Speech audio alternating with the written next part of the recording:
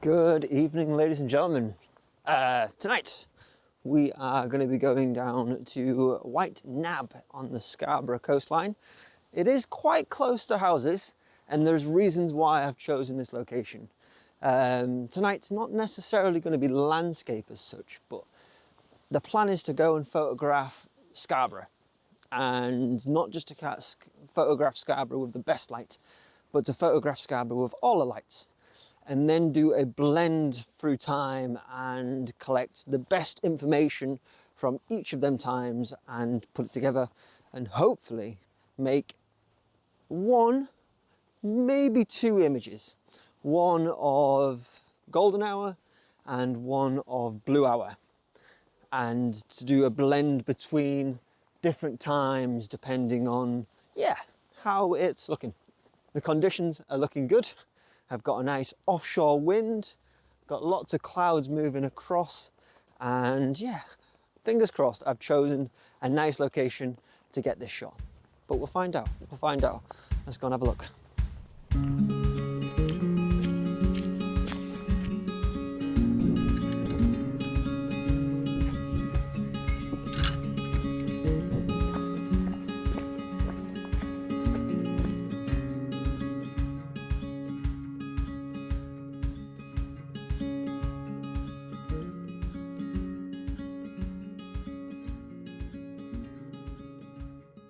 Okay, so I've made it to White Nabb, and the view is pretty good.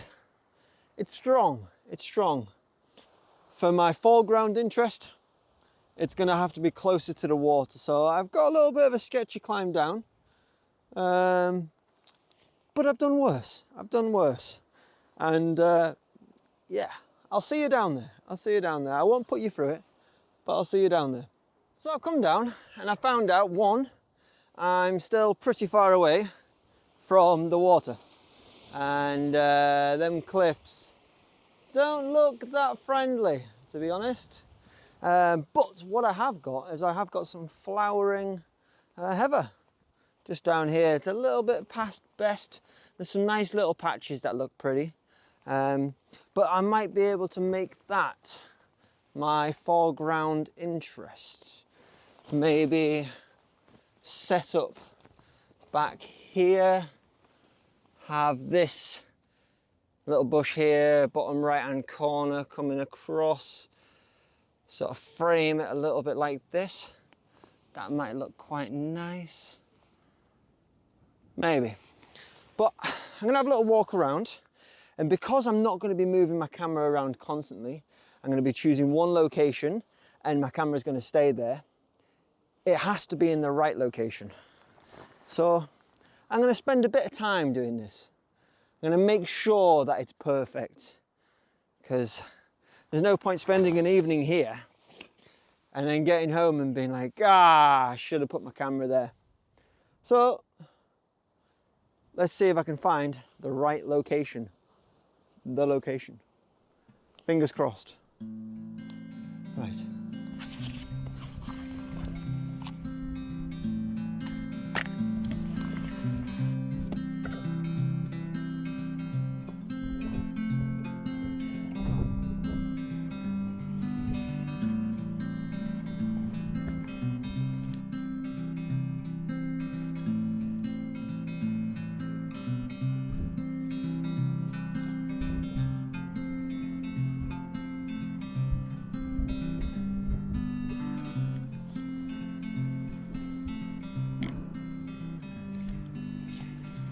So my next challenge is going to be finding a place to set my tripod up where it's not going to move. And that is super important for this kind of photography, because if I decide picture number 15 looks really good with picture number 32, if they're not in the same place, I've fluffed it. Spikes would be really good right now. I keep talking about spikes, but not getting them. And I have been told, thank you very much, by a few of you, that spikes do come for this tripod. I tightened the legs up, maybe a bit too tight. Okay, so finally got my camera set up. and it's pretty steady. It's not going to move. One thing that I am going to do though, to make sure I don't knock it, is I'm going to put my trigger release on. Anything I can do right now to make sure this camera doesn't move, the better. The better indeed. Okay, so first of all, what I'm going to do is I'm going to get a little shot of the foreground, just to sort of, you know, get that shot of foreground. Obviously, it's always going to be there, and I will be able to expose it properly to get it again. But if I've got it now, I'm going to be happy with it. Okay, in the first shot, you guys are going to be involved in. Okay, so there we are. So this is the first shot. And I've gone for a very simple composition, foreground interest. I've got this little bit of heather. It's coming around that side, a bit of heather on the right. There you are. You're in that shot, but you won't be in the final shot. And then I've got a nice open expanse of water waiting for when it gets darker, and then I start getting the light coming towards me. I'm hoping that I'm going to get some light on the town. Otherwise, I'm just going to have a colourful sky and lights turned on in Scarborough, which would be a massive shame. It would be a massive shame. I was hoping for light hitting across the top of them buildings, and then to be able to blend that into an earlier shot with the golden light. I've still got time. Anything can happen yet. But it is looking like I might not get that light. But that's my plan. I'm going to get that foreground. I'm going to try and get a composite through time. And yeah, it's looking pretty sweet. What I'm going to do for you guys though, is I'm going to leave you with a little bit of a time lapse, watching it change. And then I'll get back to you as I start to capture images. Okay? I'll talk to you in a bit.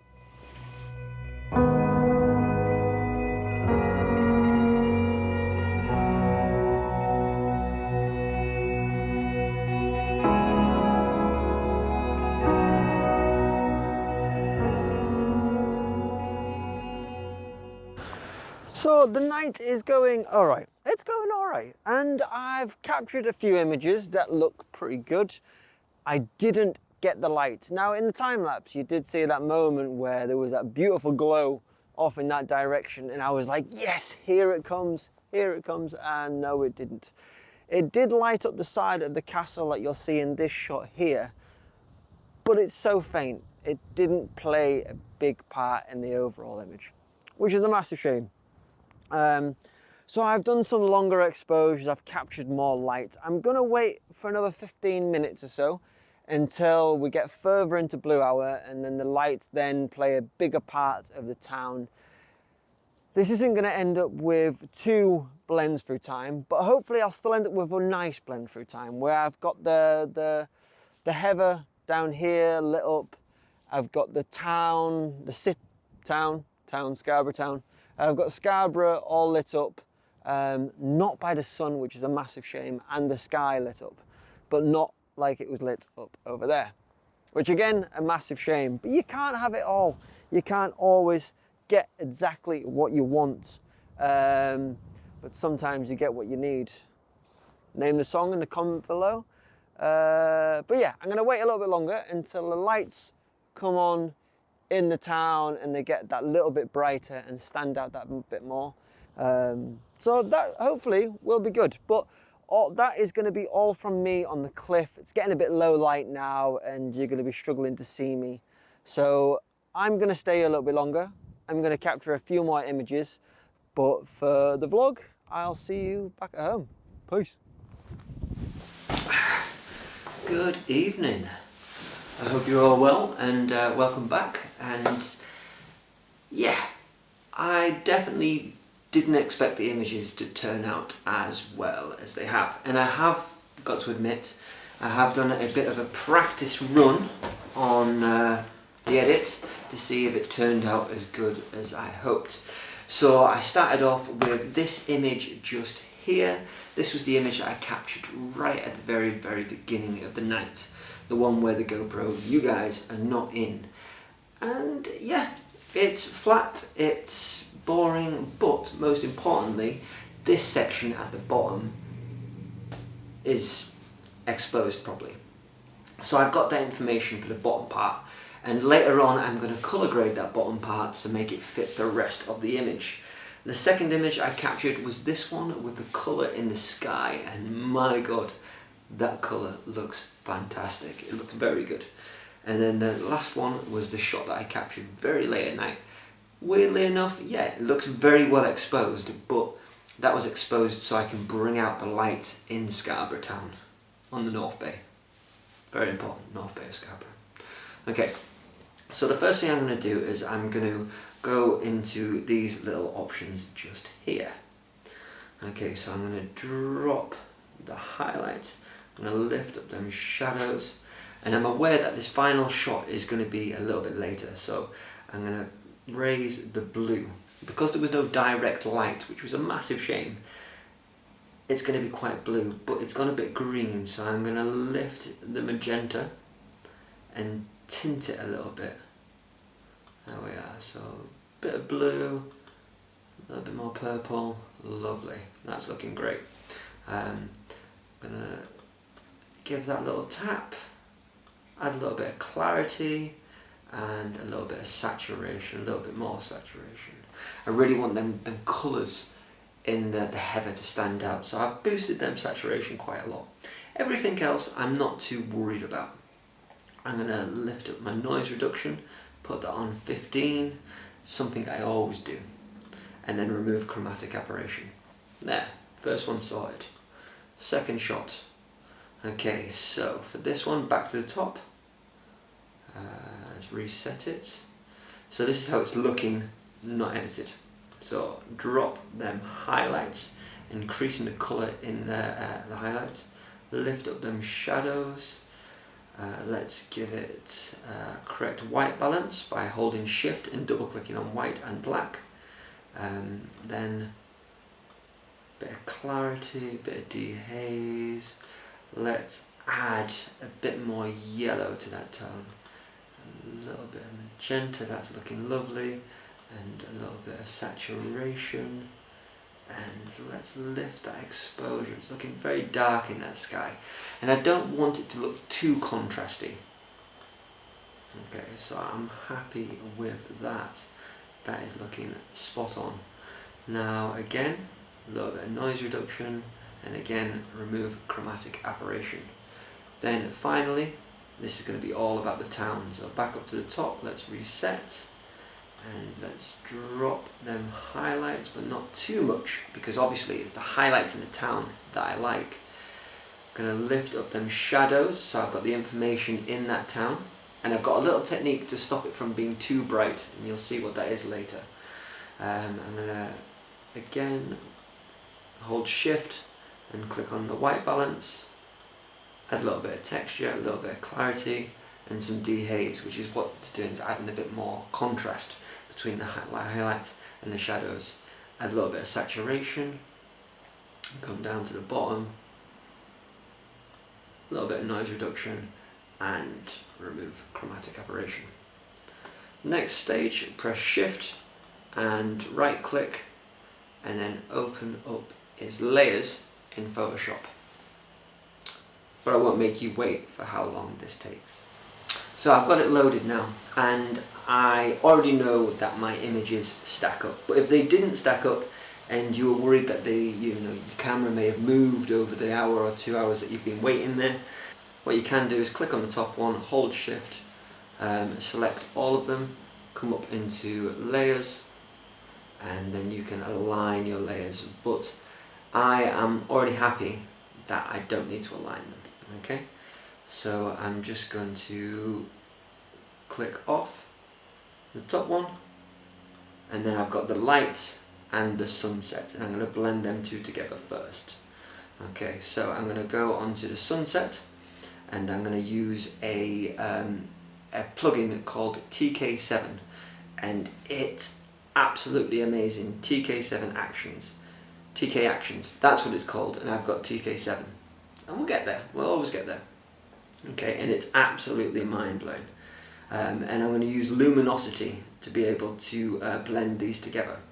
So first of all, if you are using TK Actions, you come up into Composite, and you select the dark tones. And I think a 4 is going to be pretty good.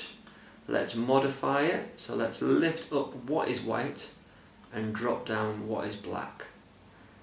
And then what I'm going to do is I'm going to come into the town, so I'm going to click on that 100% marker. I'm going to come into the town, and now what I'm going to do is I'm going to turn what is dark in that white selection white, because I want to select all of that town. I want to get all that information. Okay, so I'm going to go over to this button just here, which is going to select the white tones and nice and gradually turn them white. So if you can see what I mean. So now everything that's white will be selected. Okay, and I'm just going to very carefully make my way all the way along the town and get everything white. But I'm not going to make you watch the whole thing, so here it is, speeded up.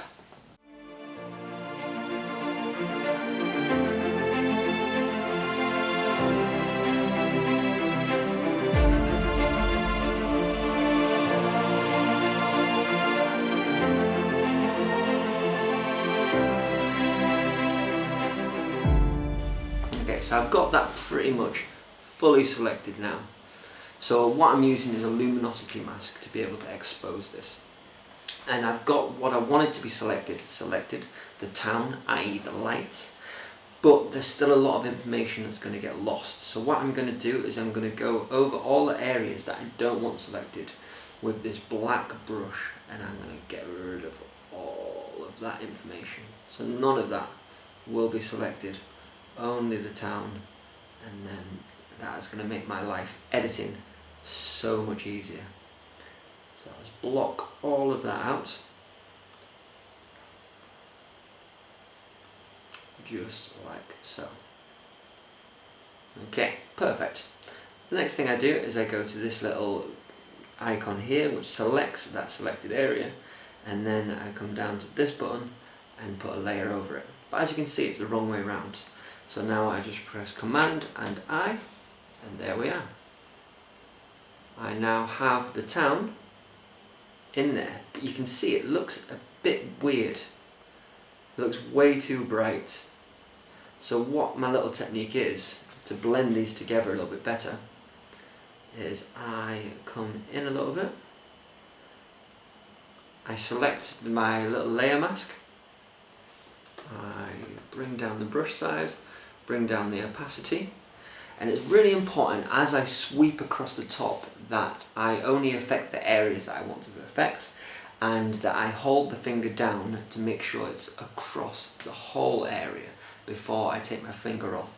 If every single time I put my finger down and move it across, put my finger down, move it across, put my finger down and move it across, what can happen is I can end up with an overlayer.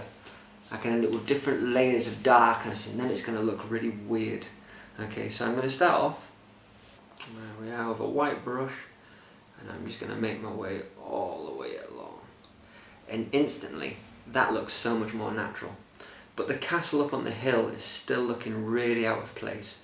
So I'm going to press the finger down again, make that little bit darker, come across to the side over here, without taking my finger off, and make that a little bit darker too. And I think that fits so much better. Absolutely perfect. Very happy. Okay, so I'm really happy with the sky, I'm really happy with the foreground, and now I'm just going to add this little bit of land here. Okay, and the way I'm going to do this is so easy and so simple. I'm just going to get a blank layer mask. I'm going to turn my opacity all the way up. I'm going to have a black paintbrush, press X to change, and then I'm just going to draw over the front. I'm going to use the feathering of my brush to be able to blend it in.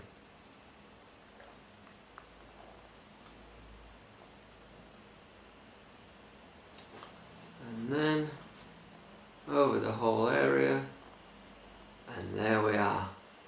One exposure through time blended together. There will be some finer adjustments that I do later, like coming along this edge and getting rid of any dark spots or any light patches, anything that looks a little bit weird, a little bit of colour grading, and just make it look as perfect as possible. But to see that, you'll have to wait until the end of the video. But that's a little bit of an insight into how I will blend through time. I hope you've enjoyed this video. That's going to be all from the edit. To see the final edit, stay until the end and you'll see what I've produced. If you've got any questions, leave them below in the comments. And if you've got any questions or you'd like me to do a video about how and what I would do to the next stage, how I created that final image from this, let me know in the comments below, because I can do a little bit more of an in-depth how I create that final product as well. But I don't want the video to go on too long. So I hope you've enjoyed the video, and yeah, I will see you next week, peeps. Peace out.